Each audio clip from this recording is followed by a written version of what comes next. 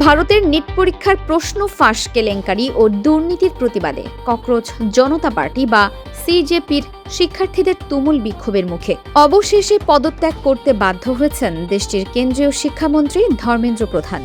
শনিবার সামাজিক যোগাযোগ মাধ্যমে নিজের পদত্যাগের ঘোষণা দিয়ে তিনি গত 10 দিনের অনাকাঙ্ক্ষিত ঘটনাগুলোর জন্য গভীর দুঃখ প্রকাশ করেন।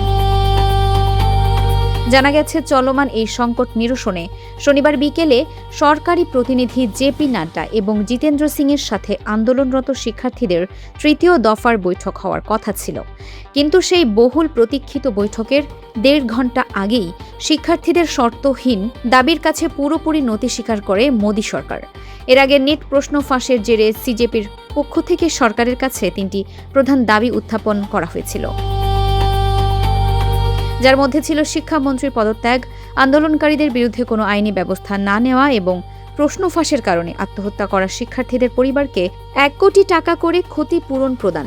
মোদী সরকার দ্বিতীয় ও তৃতীয় দাবিটি আগেই মেনে নিলেও শিক্ষামন্ত্রীর পদত্যাগের বিষয়ে অনড় ছিল। তবে যন্তর মন্তর থেকে সংসদ ভবন পর্যন্ত শিক্ষার্থীদের লাগাতার কর্মসূচি, দিল্লি ও পশ্চিমবঙ্গে তুমুল বিক্ষোভ এবং ব্যাপক ধরপাকড়ের মুখে সরকার শেষ পর্যন্ত পিছু হটতে বাধ্য হয়। শিক্ষার্থীদের এই দুর্বার আন্দোলনে সরাসরি একাত্মতা প্রকাশ করেছিলেন কংগ্রেস নেতা রাহুল গান্ধী, প্রিয়াঙ্কা গান্ধী এবং তৃণমূল নেত্রী মমতা বন্দ্যোপাধ্যায় সহ বিরোধী দলের শীর্ষ নেতারা। পরিস্থিতি নিয়ন্ত্রণে বাইরে চলে যাওয়ায় এর আগে প্রধানমন্ত্রী নরেন্দ্র মোদী নিজেও সামাজিক মাধ্যমে লিখিত এবং ভিডিও বার্তার মাধ্যমে শিক্ষার্থীদের সব দাবি আদায়ের নিশ্চয়তা দিয়েছিলেন।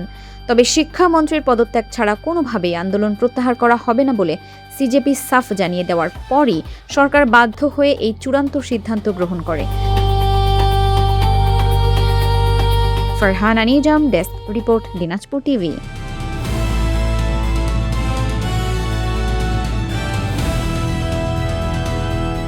দিনাজপুর টিভি, মানুষের জীবনের কথা বলে।